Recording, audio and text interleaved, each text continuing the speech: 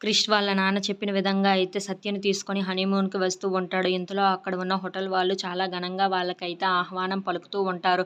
ఇంతలో అక్కడ ఉన్న వాళ్ళ బాబాయిని క్రిష్ చూసి బాబాయ్ అని చెప్పేసైతే తన దగ్గరికి వచ్చి వాటేసుకుంటూ ఉంటాడు. ఇంతలో అక్కడ ఉన్న సత్యని చూసి ఇదిగో బాబాయ్ ఈమెనే నా భార్య సత్య అని చెప్పేసైతే పరిచయం చేస్తూ ఉంటాడు. అది చూసిన వాళ్ళ బాబాయ్ అయితే బాగున్నావా అమ్మా అని చెప్పేసైతే అడుగుతూ ఉంటాడు. ఆ మాటలకి అక్కడ ఉన్న సత్య కూడా బాగున్నానని చెప్పేసైతే అంటూ ఉంటుంది. ఇంతలో నందిని దగ్గరికి వెళ్ళి ఏంటమ్మా నీ భర్తను నాకు పరిచయం చేయవా అని చెప్పేసైతే అడుగుతూ ఉంటాడు. ఆ మాటలకి అక్కడ ఉన్న నందిని అయితే నా భర్తని పరిచయం చేయడానికి అతను అంత గొప్పవాడు ఏమి కాదులే బాబాయ్ అని చెప్పేసైతే అంటూ ఉంటాడు. ఆ మాటలు విన్న సత్య వాళ్ళ అన్నయ్య అయితే చాలా కోపంగా నందినిని అయితే చూస్తూ ఉంటాడు. ఇంతలో అక్కడ ఉన్న వాళ్ళ బాబాయ్ అయితే సరే సరే ఇవన్నీ ఎందుకులెండి కానీ మనం ఇప్పుడు ఇక్కడ చాలా జాగ్రత్తగా ఉండాలి.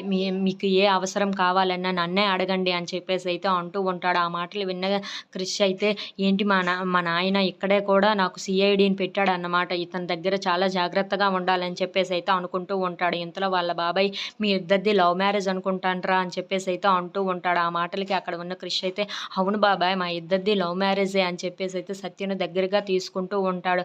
అది చూసిన వాళ్ళ బాబాయ్ అయితే ఏంటి వీళ్ళది చాలా గట్టి కేసు లాగానే ఉందే అని చెప్పేసైతే అనుకుంటూ ఉంటాడు. ఇంతలో సరే సరే లోపలికి పదండి వెళ్ళి ఫ్రెష్ అయ్యి ఏమైనా తిందురు గాని అని చెప్పేసైతే వాళ్ళ బాబాయ్ అంటూ ఉంటాడు. ఆ మాటలకి ఇంట్లో అక్కడ ఉన్న వాళ్ళందరూ అయితే లోపలికి వెళ్తూ ఉంటారు.